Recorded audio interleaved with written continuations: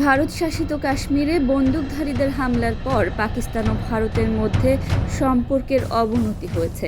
পাল্টাপাল্টি পদক্ষেপে উত্তেজনা কার্যত চরমে পৌঁছেছে এবং এর মধ্যেই সীমান্তে ভারত ও পাকিস্তানের সেনাদের মধ্যে গোলাগুলির ঘটনা ঘটেছে।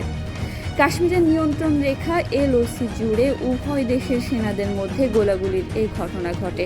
শুক্রবার 25 এপ্রিল এক প্রতিবেদনে এই তথ্য জানিয়েছে ভারতীয় সংবাদ মাধ্যম এনডিটিভি।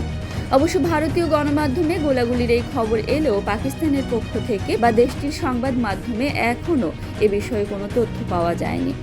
এনডিটিভির প্রতিবেদনে দাবি করা হয়েছে, জম্মু ও কাশ্মীরের নিয়ন্ত্রণ রেখা বরাবর বৃহস্পতিবার রাতের দিকে ভারতীয় সেনা চৌকির দিকে গুলি চালায় পাকিস্তানি সেনারা।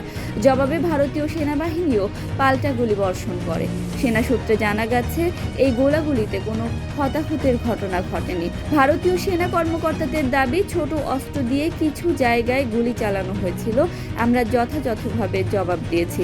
এই ঘটনাটি ঘটল এমন এক সময় যখন পেহেলগামে পর্যটকদের উপর ভয়াবহ হামলায় 26 জন নিহত হওয়ার পর ভারত পাকিস্তান সম্পর্ক আরও উত্তপ্ত হয়ে উঠেছে।